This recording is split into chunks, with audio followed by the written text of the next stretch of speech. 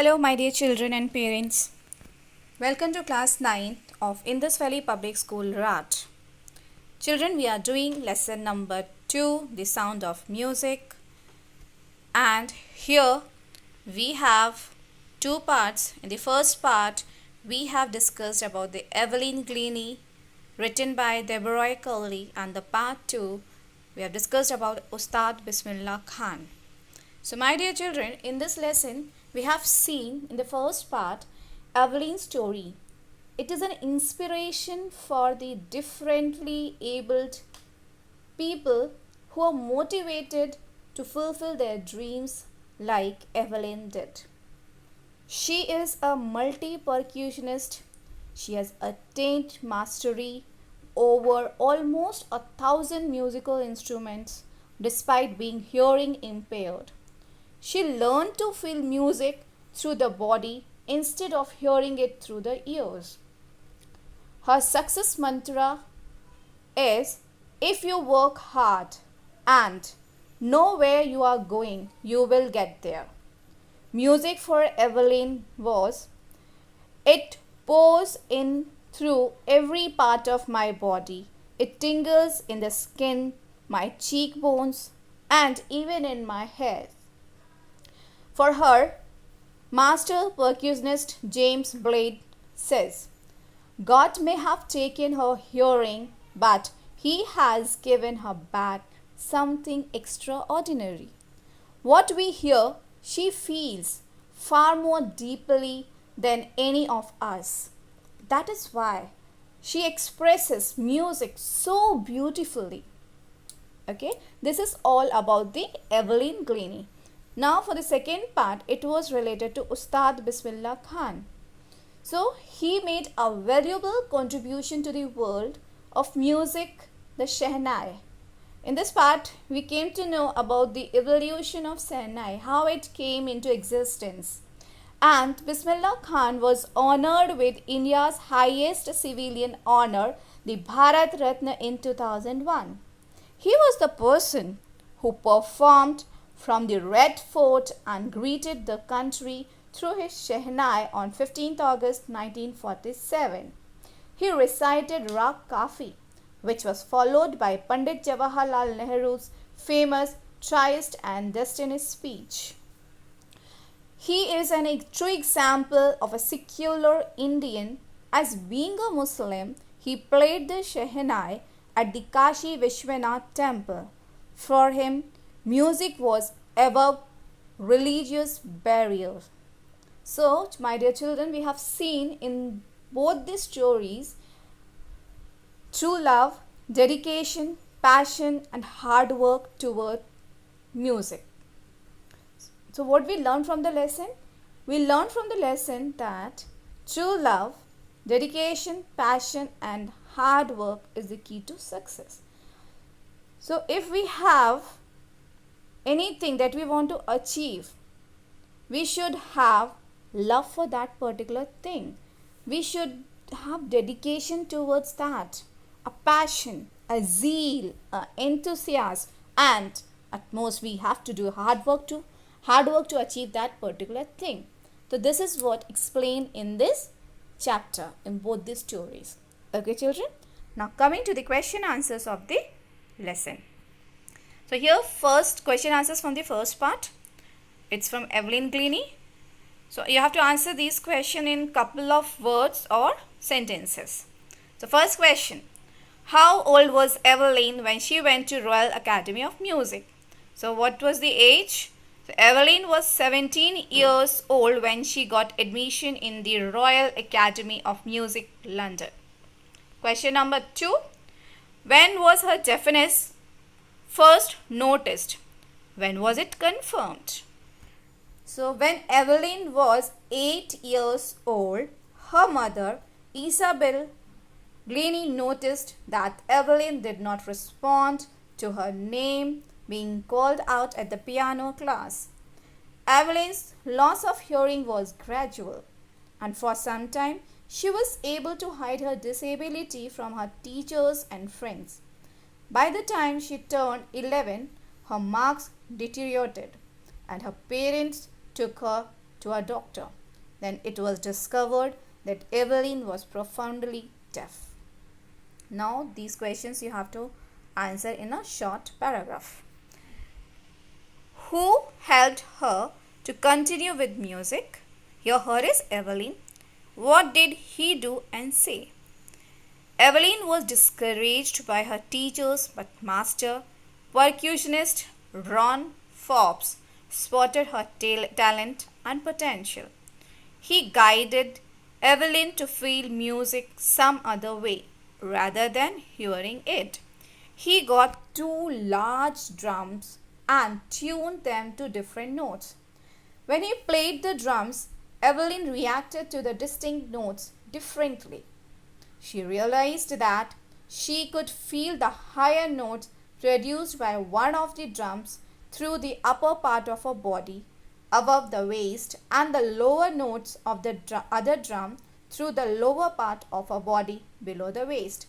This worked well for Evelyn, and gradually she found that she could sense different sounds and vibrations through different parts of her body. Next question. Name the various places and causes for which Evelyn performs. Evelyn made her first tour at the age of 16 when she performed with a youth orchestra. She toured the United Kingdom, and after that tour she decided that she would make a career in music. She has made her name in the field of music. Evelyn is a popular musician with a busy international schedule. Apart from the regular concert, she also does charity and performs for hospitals and prisons. Evelyn also holds classes for young musicians. Okay. Now coming to a long question answer can be answered for 8 marks. Okay. How does Evelyn hear music? Evelyn Glennie was passionate about music, but unfortunately she lost her sense of hearing by the age of 11. She wanted to learn playing the xylophone, but was discouraged by her teachers. They opined that as she could not hear, she could not learn music. Master percussionist Ron Forbes spotted Evelyn's potential. He guided her to feel music some other way than to hear it through her ears.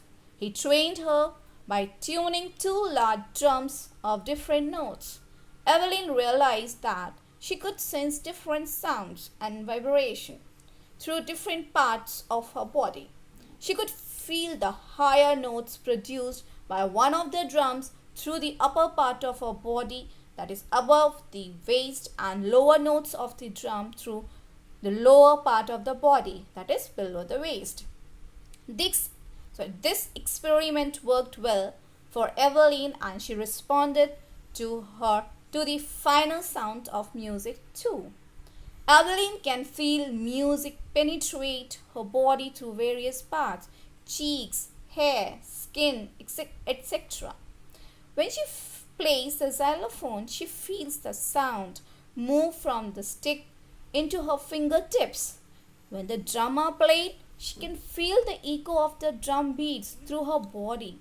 Evelyn removes her footwear as she performs on a wooden floor so that she can feel the vibration produced by different instruments passes through her feet up her legs. Thus, Evelyn has sensitized her body to music. These are the questions from the first part. Now, questions from the second part, that is from Ustad Bismillah Khan. So, here you have to tick out the correct answers. So, your options were there. I have highlighted the correct answers. Okay.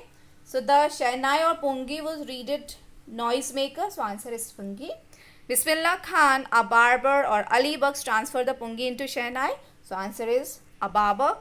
Then, Bismillah Khan's paternal ancestors were barbers, professional musicians. So, answer is professional musicians.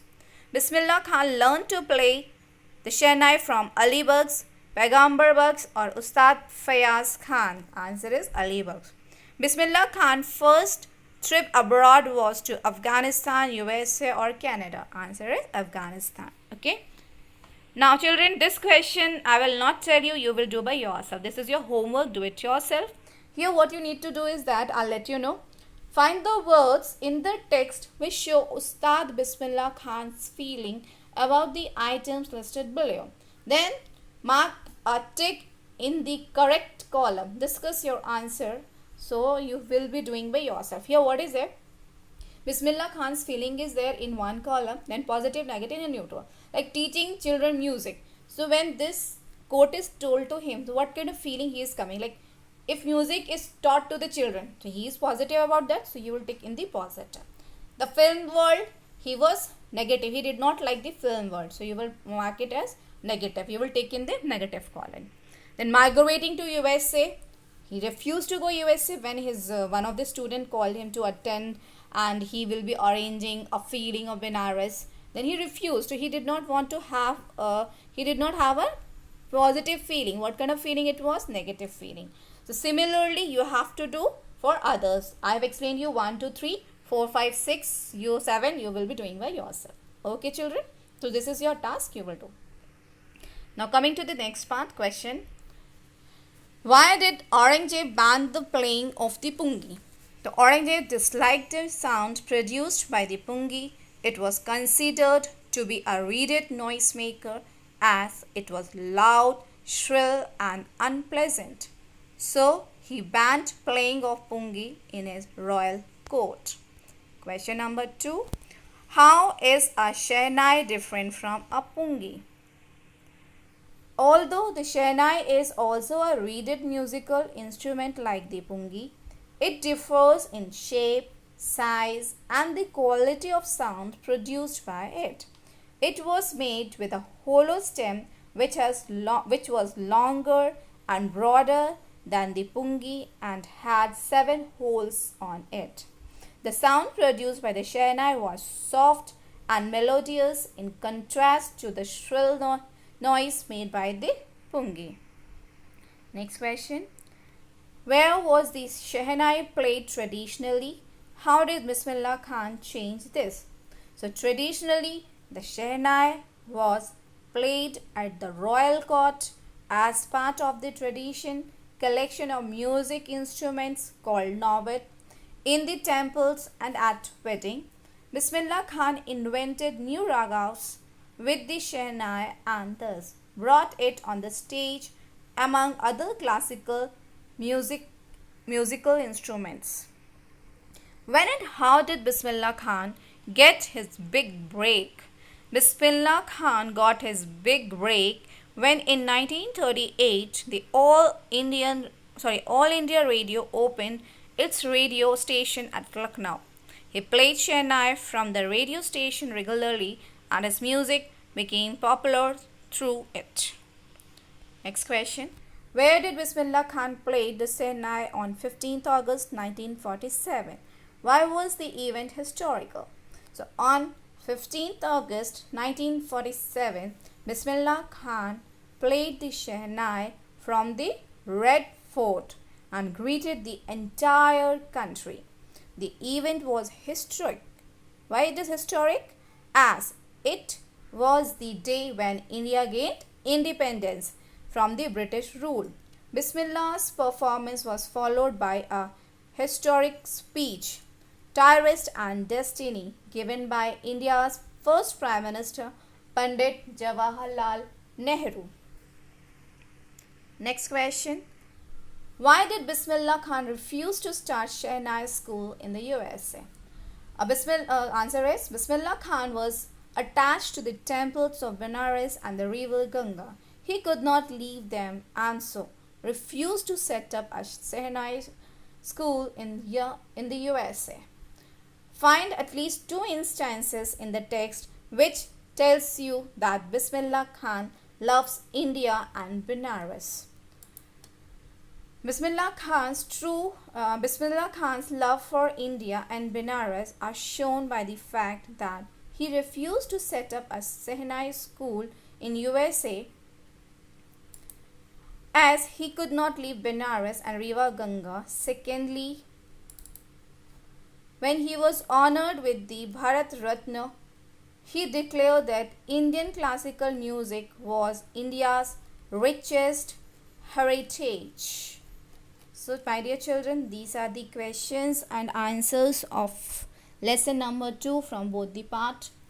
Please complete the question answers, and I have given you the homework that you will also do, and please send your copy to my WhatsApp number so that I can make sure that you are doing your work.